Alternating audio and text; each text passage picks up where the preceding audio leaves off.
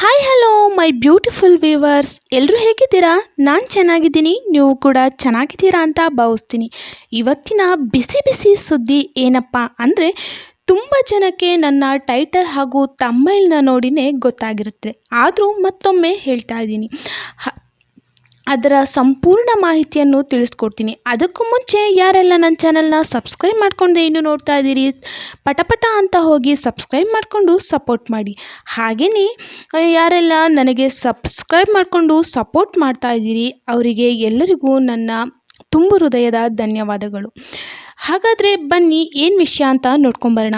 ಎಲ್ಲರೂ ಕೂಡ ಗೃಹಲಕ್ಷ್ಮಿ ಯೋಜನೆಯ 11ನೇ ಕಂತಿನ ಹಣದ ಬಗ್ಗೆ ಯೋಚನೆ ಮಾಡ್ತಾ ಇದ್ದೀರಾ ಅಲ್ವಾ? ನಿಮಗೆಲ್ಲರಿಗೂ ಇವಾಗಲೇ ಗೊತ್ತಿರುತ್ತೆ, ಕಾಂಗ್ರೆಸ್ ಅಧಿಕಾರಕ್ಕೆ ಬಂದಿಲ್ಲ ಅಂತ. ಅದೇ ಕಾರಣಕ್ಕೆ ನಿಮಗೆ ಗೃಹಲಕ್ಷ್ಮಿ ಯೋಜನೆಯ 11ನೇ ಕಂತಿನ ಹಣ ಬರುತ್ತಾ ಬರಲ್ವಾ ಅಂತ ಎಲ್ಲರಿಗೂ ಒಂದು ಗೊಂದಲ ಇದ್ದೇ ಇದೆ ಅಲ್ವಾ?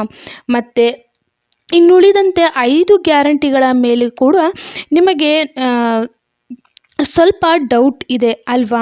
ಹಾಗಾದರೆ ಈಗಿನ ಅಪ್ಡೇಟ್ ಪ್ರಕಾರ ಏನು ಅಂತ ತಿಳಿಸ್ಕೊಡ್ತೀನಿ ಬನ್ನಿ. ಅದಕ್ಕೂ ಮುಂಚೆ ವಿಡಿಯೋನ ಯಾರು ಕೂಡ ಸ್ಕಿಪ್ ಮಾಡದೆ ನೋಡಿ, ಪೂರ್ತಿಯಾಗಿ ನೋಡಿ, ಎಲ್ಲ ವಿಷಯನೂ ತಿಳಿಸ್ಕೊಡ್ತೀನಿ. ನಿಮಗೆಲ್ಲರಿಗೂ ಮೊದಲೇ ತಿಳಿಸಿದಂತೆ ರಾಜ್ಯ ಸರ್ಕಾರದಲ್ಲಿ ಕಾಂಗ್ರೆಸ್ನ ಆಡಳಿತದಂತೆಯೇ ಕೇಂದ್ರದಲ್ಲೂ ಕಾಂಗ್ರೆಸ್ನ ಪಕ್ಷ ಬಂದರೆ ಪ್ರತಿ ತಿಂಗಳು 2,000 ಹಣ ಬರುವುದರ ಜೊತೆಗೆ 8,500 ರೂಪಾಯಿ ಕೂಡ ಬರುತ್ತಿತ್ತು. ಆದರೆ ಈಗಾಗಲೇ ನಿಮಗೆಲ್ಲರಿಗೂ ತಿಳಿಸಿರುವಂತೆ ಕಾಂಗ್ರೆಸ್ನ ನಿರೀಕ್ಷೆಯಂತೆ ಗೆಲುವು ಸಿಕ್ಕಿಲ್ಲ. ಇದೆಲ್ಲ ಕಾರಣದಿಂದಾಗಿ ಮಹಾಲಕ್ಷ್ಮಿ ಯೋಜನೆ ಅಂದರೆ 8,500 ರೂಪಾಯಿ ಯಾವುದೇ ಕಾರಣಕ್ಕೂ ಬರಲ್ಲ. ಇವಾಗ ಮೇಯ್ನಾಗಿ ಗೃಹಲಕ್ಷ್ಮಿ ಯೋಜನೆ, ಗೃಹಜ್ಯೋತಿ, ಅನ್ನಭಾಗ್ಯ, ಯುವ ನಿಧಿ, ಇದೇ ಥರ 5 ಯೋಜನೆಗಳಿವೆ. ಅವು ಆ ಯೋಜನೆಗಳ ಹಣ ಬರುತ್ತೋ ಇಲ್ವೋ ಅಂತ ನೋಡ್ಕೊಂಬರೋಣ ಬನ್ನಿ. ಅದಕ್ಕಿಂತ ಮುಂಚೆ ಯಾರೆಲ್ಲ ನನ್ನ ಚಾನಲ್ನ ಸಬ್ಸ್ಕ್ರೈಬ್ ಮಾಡಿಕೊಂಡೇ ನೋಡ್ತಾ ಇದ್ದೀರಿ, ದಯವಿಟ್ಟು ಸಬ್ಸ್ಕ್ರೈಬ್ ಮಾಡಿಕೊಂಡು ಸಪೋರ್ಟ್ ಮಾಡಿ. ಹಾಗೆ ವಿಡಿಯೋ ಪೂರ್ತಿಯಾಗಿ ನೋಡಿ, ಇಷ್ಟ ಆದರೆ ಒಂದು ಲೈಕ್ ಕೊಡಿ. ನಿಮ್ಮ ಅನಿಸಿಕೆ ಅಭಿಪ್ರಾಯಗಳನ್ನು ಕಮೆಂಟ್ ಮೂಲಕ ತಿಳಿಸೋದನ್ನ ಮಾತ್ರ ಮರಿಬೇಡಿ. ಹಾಗೆ ವಿಡಿಯೋನ ಸ್ಕಿಪ್ ಮಾಡದೆ ಕೊನೆಯವರೆಗೂ ನೋಡಿ. 11ನೇ ಕಂತಿನ ಗೃಹಲಕ್ಷ್ಮಿ ಯೋಜನೆಯ ಹಣಕ್ಕಾಗಿ ಯಾರೆಲ್ಲ ಕಾಯ್ತಾ ಇದ್ದೀರಿ? ಯಾಕಂದರೆ ಇದುವರೆಗೂ ಎಲ್ಲ ಅಂದರೆ 10ನೇ ಕಂತಿನ ಹಣದವರೆಗೂ ನಿಮ್ಮ ಖಾತೆಗೆ ಬಂದಿದೆ. ಹಾಗೆ ಅನ್ನಭಾಗ್ಯ ಯೋಜನೆ ಹಣ ಕೂಡ ನಿಮ್ಮ ಖಾತೆಗೆ ಪ್ರತಿ ತಿಂಗಳು ಬರ್ತಾ ಇದೆ ಅಲ್ವಾ? ಇಲ್ಲಿ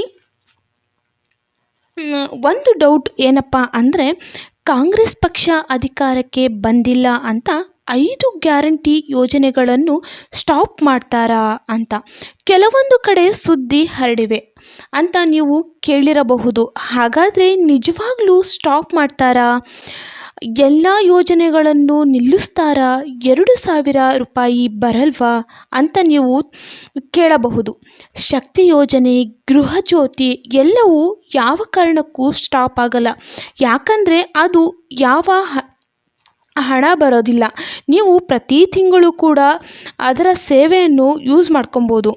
ಆದರೆ ಇನ್ನು ಉಳಿದ 3 ಯೋಜನೆ ಅಂದರೆ ಯುವ ನಿಧಿ, ಗೃಹಲಕ್ಷ್ಮಿ ಮತ್ತು ಅನ್ನಭಾಗ್ಯ, ಇವುಗಳ ಬಗ್ಗೆ ನೋಡೋದಾದರೆ 5 ಯೋಜನೆಗಳ ಬಗ್ಗೆ ಗ್ಯಾರಂಟಿಯನ್ನು ಕೊಟ್ಟಿರೋದು ರಾಜ್ಯ ಸರ್ಕಾರದವರು.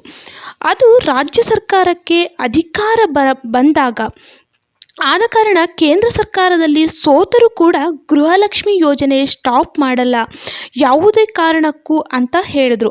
ಹಾಗಾಗಿ 11ನೇ ಕಂತಿನ ಹಣ ಬರುತ್ತದೆ. ನೀವು ಆರಾಮಾಗಿ ಇರಿ. ನಾಳೆ ಮತ್ತೊಂದು ಹೊಸ ವಿಡಿಯೋ ಜೊತೆ ನಿಮ್ಮ ಮುಂದೆ ಬರ್ತೀನಿ. Thanks for watching. ದಯವಿಟ್ಟು ಸಬ್ಸ್ಕ್ರೈಬ್ ಮಾಡಿಕೊಂಡು ಸಪೋರ್ಟ್ ಮಾಡಿ.